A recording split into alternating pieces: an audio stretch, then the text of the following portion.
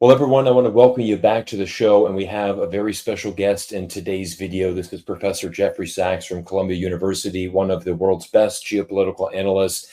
And our timing of our interview today couldn't be more appropriate, as it is official. The United States has struck Iran in an order from President Donald Trump. Professor Sachs, welcome to the show, and I'd like to get your initial reactions to the United States' latest move. Thank you very much. Good to be with you, Cyrus, and thank you for all your excellent work.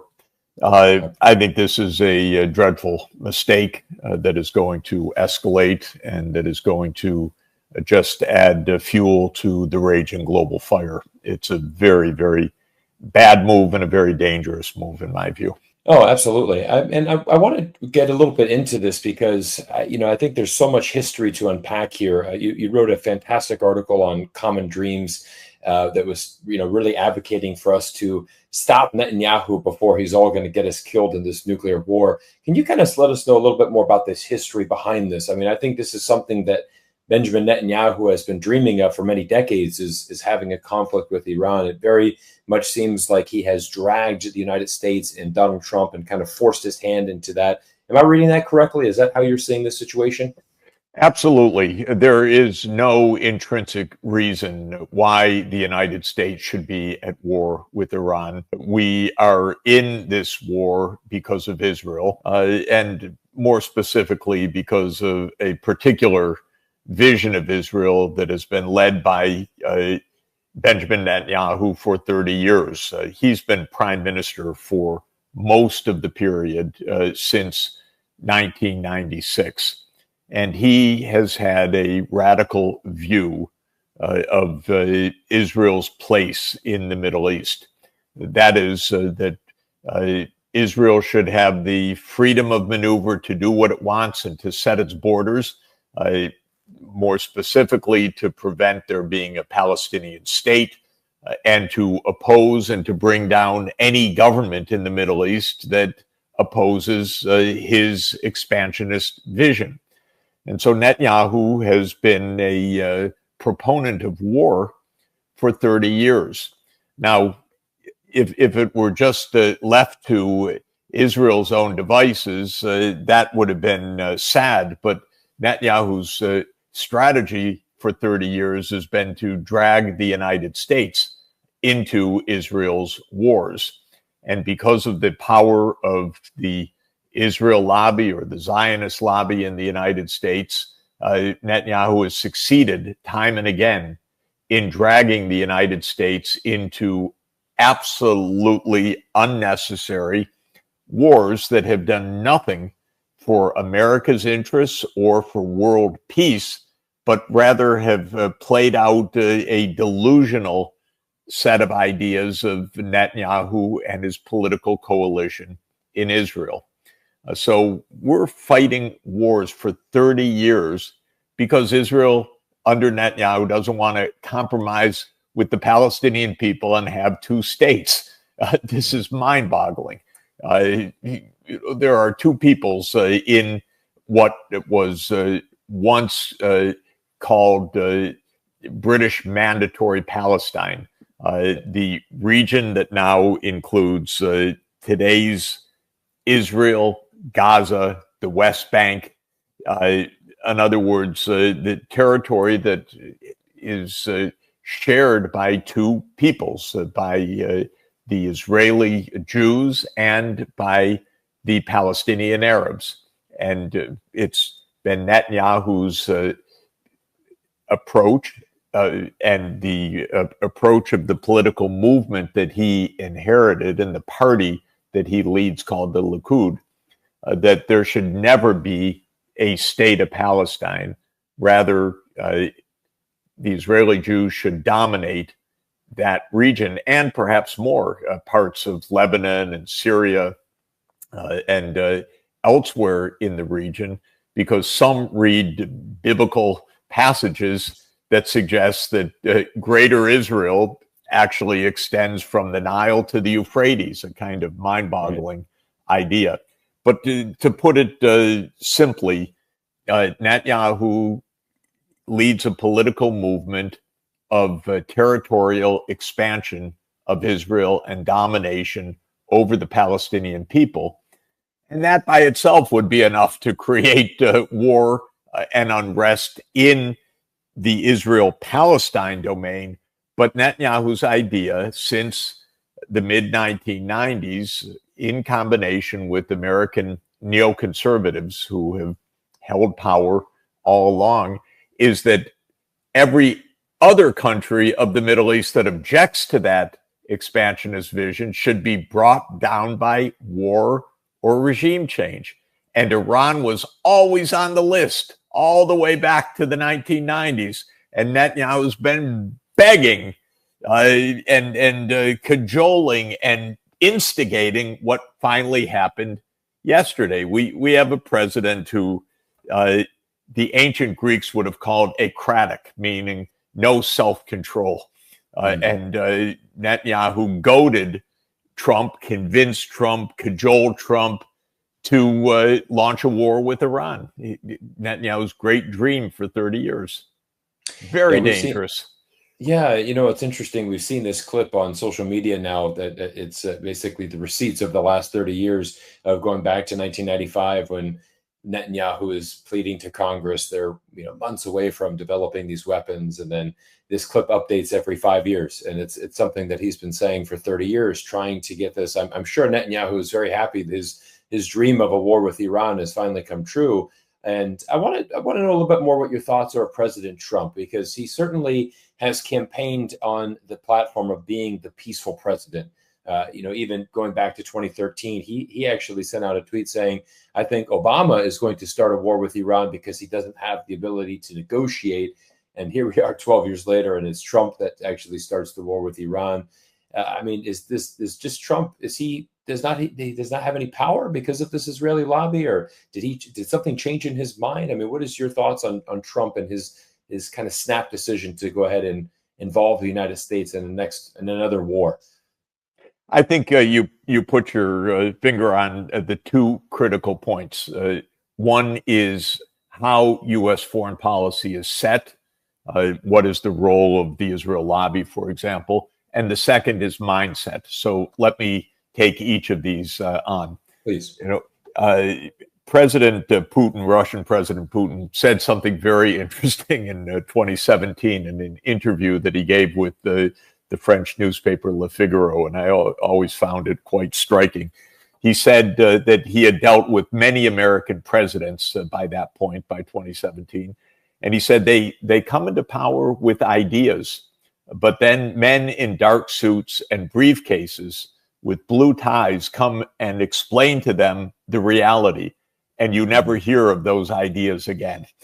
And what Putin was saying, and he knows it well, given his own political history, the CIA, the deep state in the United States, the intelligence community, the Pentagon, the armed services committees of Congress, the military contractors, they're the men in the dark suits and the blue ties and the briefcases.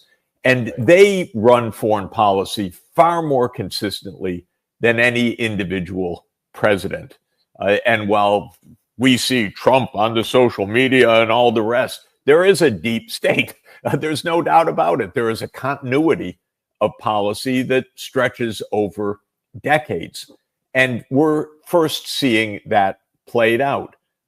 American foreign policy for decades has done Israel's bidding. Not automatically, not immediately, but at least eventually. The United States has gone to war or supported wars on behalf of Netanyahu for 30 years. The Iraq War, the overthrow of the Syrian government, the war in Libya, Israel's invasion of Lebanon, the wars that the U.S. supported in Sudan and in Somalia, and now the new war in Iran. These have been on Netanyahu's checklist all along. But the second element is mindset. What does Trump think he's doing? I actually think he believes the statements that he uttered in the last 24 hours, which are fatuous. That, well, job's all done. Now Iran will concede at the negotiating table and we'll get back to peace. And I think peace in capital letters, exclamation point, exclamation point. Trump thinks he's ended the war with a sortie of bombers, but he has started a much broader war. And we saw within hours and completely predictably and understandably that Iran launched missiles into Tel Aviv, and the Houthis launched their attack on Israel as well. This is the start of escalation. This isn't over. So there's a mindset which is extraordinarily arrogant in U.S. leadership that we call the shots. So Trump probably believes that he's not entering a prolonged war. He probably thinks, well, I got the job done. But this is a kind of stupidity compounding on this underlying deep state reality. Oh, absolutely. I think it's quite amazing with President Trump, sending out a tweet saying, congratulating the U.S. military. Great job, guys. We've done the job. We've successfully bombed Iran. Now's the time for peace. And it's just amazing that could go out in the same message. We're bombing somebody, but it's now time for peace. And I want to talk a little bit specifically about Iran. I mean, there's been a lot of speculation. So, of course, Donald Trump has said, okay, now their nuclear facility has been completely destroyed. There's zero chance. It's done. It's over. But there's also new reports coming out that essentially these bombs just hit the entrance of the facility. This nuclear matter, everything that was in this facility was already moved away months ago. So it's really a nothing burger. Almost, this doesn't actually, just really for show. I mean, do you have any insights into, were these strikes did they actually harm Iran at all? Did it actually stop this nuclear program from Iran? I have absolutely no inside knowledge or technical insight, but I have a lot of experience, which is that claims like this are ridiculous.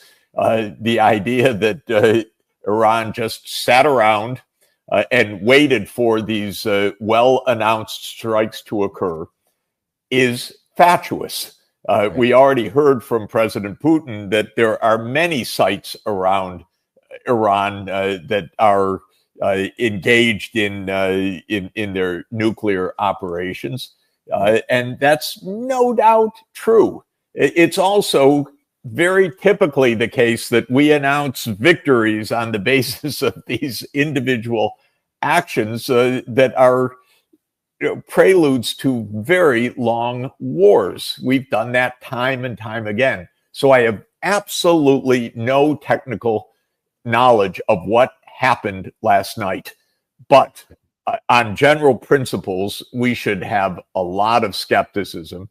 The fact that highly destructive missiles that hit Tel Aviv were launched shortly after this definitive operation should tell us enough that these ideas that this clean strike has somehow done the job is absolutely not the case. Yeah, I think that there's a lot of social media has been very interesting to look at the last 24 hours. Obviously, the MAGA crowd, a lot of them are saying this is a great victory. The U.S. military is the #1 in the world. We're amazing. But I think Trump is also, at the same time, losing a lot of his base. Many Americans very frustrated that this, again, is another new war for the United States. Professor, I wanted to ask you a question about Iran and, its position in the Middle East. And we've always heard that Iran is the aggressor, and, for example, Israel had to launch this attack against Iran because it was in danger, right? I mean, I think it's very well understood this was an unprovoked attack from Israel to start this off about a week ago.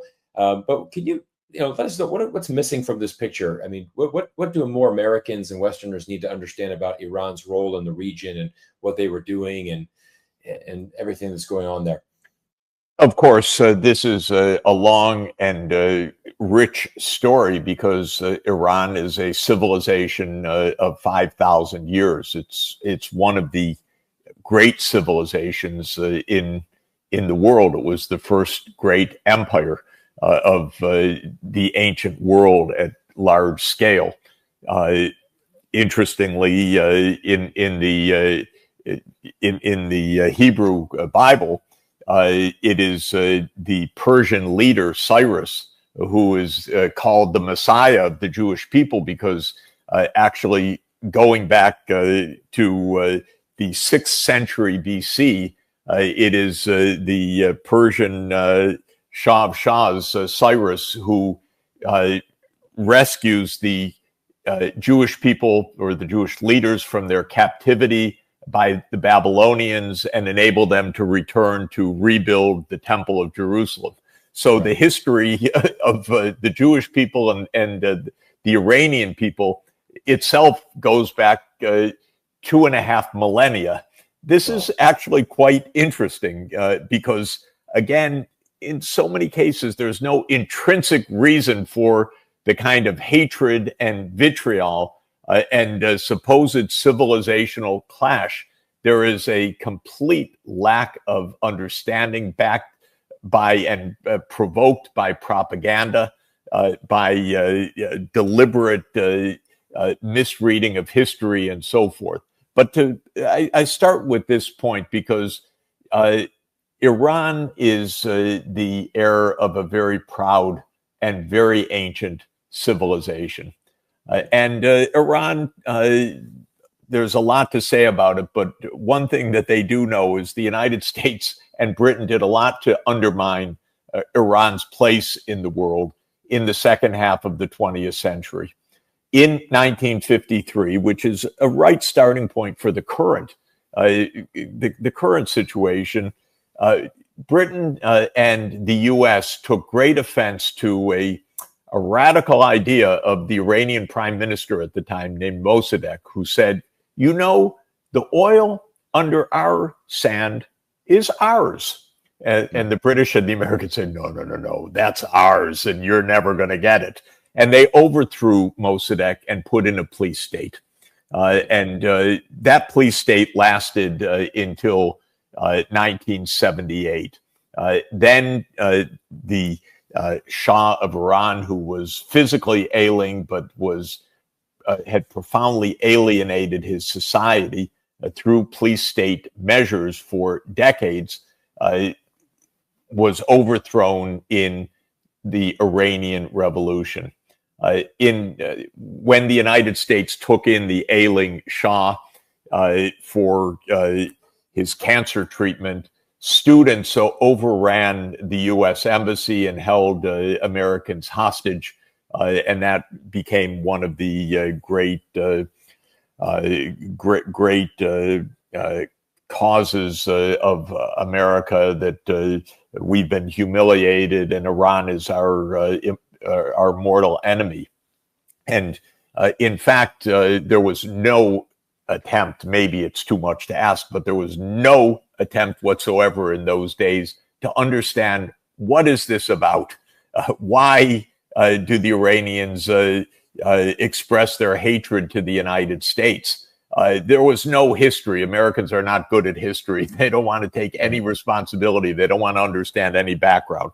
But suffice it to say that starting with the hostage taking and the fear of this new regime that took power in 1979, the United States almost immediately went into combat against it. We armed and funded Saddam Hussein in Iraq next door to launch and continue a very, very violent war against Iran that killed a lot of people, hundreds of thousands of people. So actually, the war with Iran already goes back to the 1980s, when the United States supported the next door neighbor to attack the new regime. Well, the Israelis came to view this government as a mortal threat because the Iranian regime, an Islamist regime, said that they supported the Palestinian cause. So do I, by the way, for a two-state solution. So this is not a radical point. The idea that Palestinians should have political self-determination is an idea that more than 180 of the 193 UN member states actively express. But for Israel, and especially for this movement that Netanyahu leads, this Likud political party and this Greater Israel movement, any supporter of the Palestinian cause is a mortal enemy. So Iran became mortal enemy number one of Likud and of Netanyahu's Israel. And then because of the power of the Israel lobby in the United States, which also has a lot of interesting roots, but is a very, very powerful part of the U.S. deep state, Iran not only was an enemy because of the hostage taking and the fact that they were standing up for things that the Americans didn't want, but also because Iran was the enemy number one of Israel. In 1996, Netanyahu and his American political buddies released a political document called Clean Break. And Clean Break said, you don't fight groups like Hamas and Hezbollah by fighting these militant groups head on. You fight them by bringing down the governments that support them.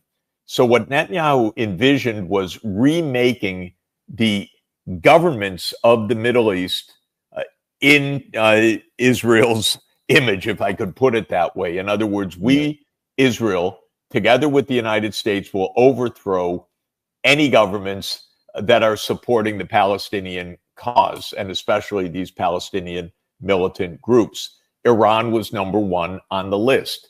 So these new events are the culmination of 30 years of Netanyahu's campaign to bring the United States into war with Iran. Now, one crucial point that people need to understand, and is so contrary to the propaganda that we hear day in and day out, is that the Iranians for decades have been saying, we want normal relations with the United States. We do not want nuclear weapons. We want the U.S. to end its sanctions. We are open for an agreement in which we are inspected and monitored.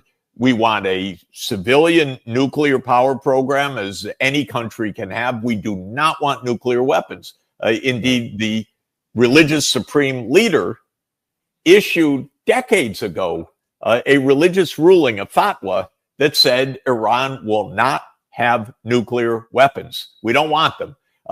Iran said that to the International Atomic Energy Agency. Iranians, academics, and senior officials have been coming to me for decades saying, we want to negotiate with your government. We want to normalize relations. And of course, and I want everyone to remember this most basic fact, in 2016, President Obama actually negotiated with the Iranians an agreement to stop the nuclear weapons program. Or not even, actually, let me put that more properly, to prevent a nuclear weapons program, because the Iranians weren't engaged in one. Right. But to make sure that there was verification, monitoring, limits to the uranium enrichment and all the rest. And that was what's called the Joint Comprehensive Plan of Action, or the JCPOA. In other words, an agreement was reached a decade ago. And what happened? Donald Trump got elected, the Israel lobby went to work, and Trump walked out of the JCPOA. So he abandoned the agreement that would have obviated all of this. And since then, I've been speaking to Iranians month in, month out, visiting Tehran, speaking to senior officials that I meet in various meetings around the world. They're always asking me, do you have an inroad to the White House? Why don't they listen to us? We want to negotiate. This was true during the entire Biden period. It was true, of course, at the start of the Trump administration. How many times did they ask, do you know anyone in the White House? We want to negotiate. The Israel lobby works overtime to prevent the American people from understanding any of this. And it's all one giant lie, that the only way is through war and regime change. But that's Netanyahu's approach, and we're suckers. And Trump is the most recent one to be suckered by it. And it's, if it were just Trump, that would be one thing, but he's bringing in us and he's bringing in the whole world into this latest round of disaster. Yeah, I appreciate you giving us the history there, Professor Sachs, and incredible. I mean, that we, now look back and we see that we had a deal in place, obviously, 10 years ago. Trump got rid of it. The Iranians have been there. I mean, even we'll go back to March of this year, and Tulsi Gabbard had gone on and testified saying that they do not want to nuke, in all of our expert analysis, and Donald Trump being advised they don't want to nuke. They're not building a nuke, and he just denies that. It just shows the incredible amount of control that Netanyahu and the Israeli lobby have over our government, which is just criminal. I mean, it's just amazing. And for the first months of the administration, people told me in or near the White House, don't worry, we're negotiating. They may actually, in this weird way, as I said, this delusional way, believe it, because even Trump's post, okay, we did this bombing, now it's all over, now all they have to do is concede at the negotiating table. It may be their delusion. In fact, it's so peculiar, but so predictable also. Again, this clean break strategy of Netanyahu going back 30 years after 9/11, we know, brought about a list of 7 wars to pursue. And Americans should understand what just happened yesterday is the 7th one on the list. Those 7 countries included Iraq, they included Syria, Lebanon, Somalia, Sudan, Libya, and Iran. And 6 out of those 7 we've been engaged in quite actively in most cases. The 7th just started yesterday.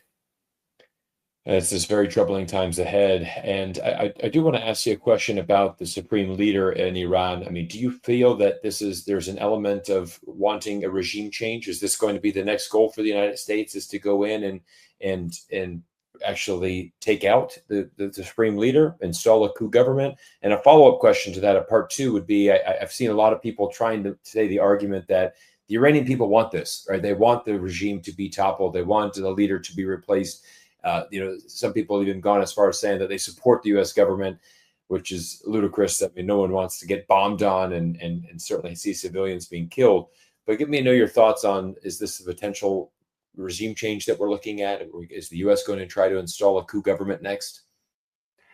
Well, Netanyahu is absolutely explicit about it, that the Iranian regime needs to be brought down. Trump has made some, especially ugly posts on Truth Social in recent days. We know where the supreme leader is. We could kill him at any moment. We're not going to do so, but we'll see. By the way, this crudeness that you cannot imagine a president of the United States engaging in kind of mob talk, even though the mob talks in a more sophisticated way than this. So it's really it's very disheartening. But there's no doubt what Netanyahu wants. But this whole regime change business, this is core to America's foreign policy approach. We've engaged in probably 100 regime change operations that is mainly CIA-led or deep state-led or Pentagon-led since the beginning of the post-World War II era. There's an excellent book called Covert Regime Change by Professor Lindsay O'Rourke, written in 2017, which documented very carefully, very systematically, 64 covert regime change operations between 1947 and 1989. She was a student of the great political scientist John Mearsheimer.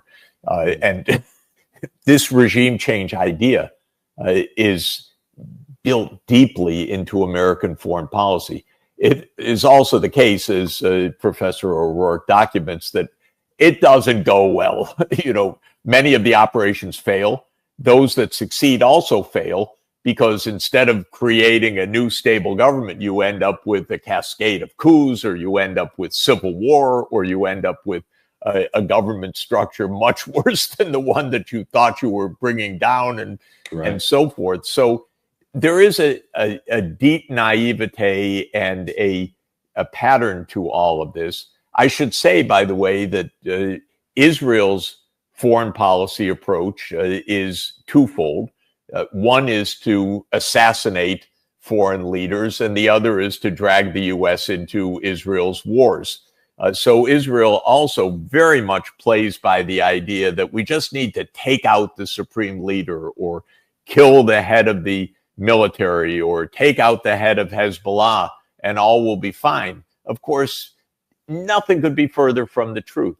The wars and conflicts that we have are based on politics, not on individuals.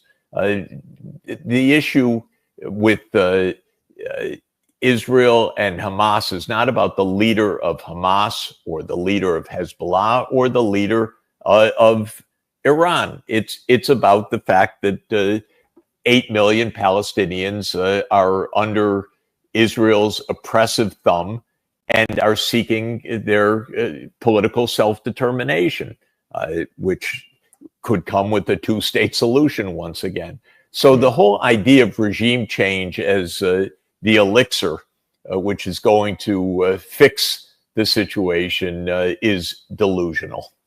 Yeah. Professor Sachs, I have one final question for you this evening, and thank you so much again for all your time today. Where do we go from here? And what is your predictions for how this is going to unfold? I mean, I think you mentioned earlier this is the start of a new war. Do you see this blowing up into a much larger regional conflict? Is this America's next forever war? What should American citizens, what should we be demanding from our government and preparing ourselves for in the future? Well, rather than predicting, which I'm not very good at, I would say, what should we do? So I'll take that part of the question. Sure. What we should be doing is actually trying to end the perpetual wars that have raged in the Middle East under Netanyahu's watch, and to go to the crux of the matter. And that is, believe it or not, a two-state solution in Palestine and Israel would also stop the wars in Lebanon, Syria, Iran, and across the Red Sea, in the Horn of Africa and North Africa, because so much of this is interconnected. And so much of it comes back to the idea that there are militancies, because the Palestinian cause finds support across the Muslim region, the Arab countries, and the Islamic states more broadly.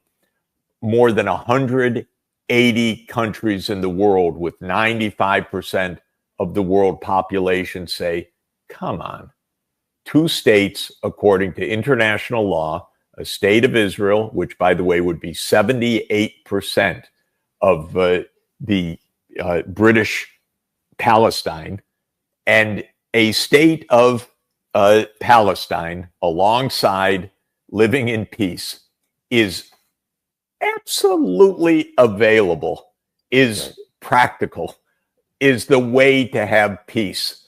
And in that context, one could have peace, one could stop this underlying reason for Israel's incessant wars of choice, and the United States could actually do what Donald Trump thinks he has done, and that is to have Iran at the negotiating table, which Iran has been the one pleading for decades, to make sure that there is no nuclear arms developed. Are we going to do this? Well, it would be actually straightforward to make peace in the Middle East. Are we going to do it? No, most likely not. I don't want to close the door on it because it's so basically right. But are we likely to do it? Well, 30 years of experience tells us that no, we're likely to remain on a path of violence, destruction, and escalation that's extraordinarily dangerous. Let me add one more point, by the way. Please. The world is filled with nuclear weapons. There are 9 countries that have nuclear weapons. Several of them are strong allies of Iran. At least a couple of them, North Korea and Pakistan, you could imagine a situation in which they would make their nukes available to Iran.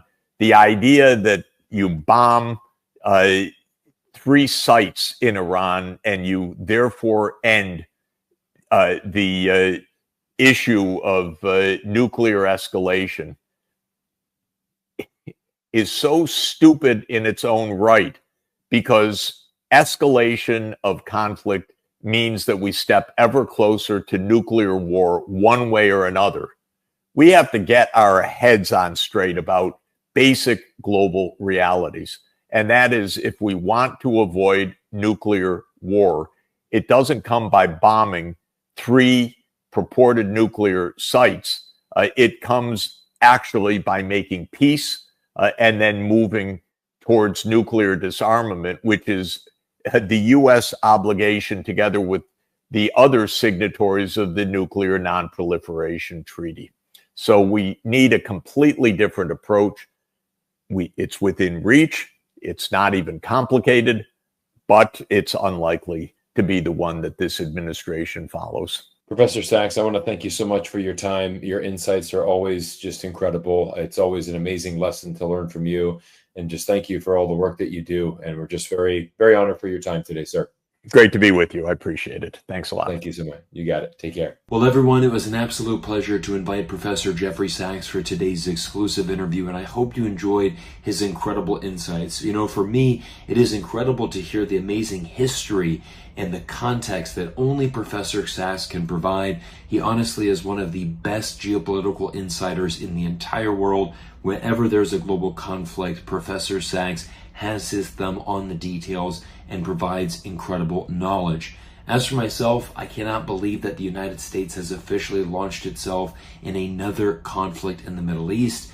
But as Professor Sachs laid out in today's interview, this has been 30 years in the making. This has been the lifelong dream of Benjamin Netanyahu, who unfortunately, along with the Israeli lobby, controls so much power over the United States government. Where do we go from here? What happens next? Nobody really knows, but I guarantee you it's not going to be a short walk for the United States. It's not going to be a quick conflict. Most definitely, the Middle East is going to be very unstable for the foreseeable future. But as always, you can count on this YouTube channel to give you the best interviews and the best insights. And I want to thank you all for your incredible support. Make sure that you drop a comment down below. Let us know what you thought of today's interview. And I can't wait to see you all in our next video soon.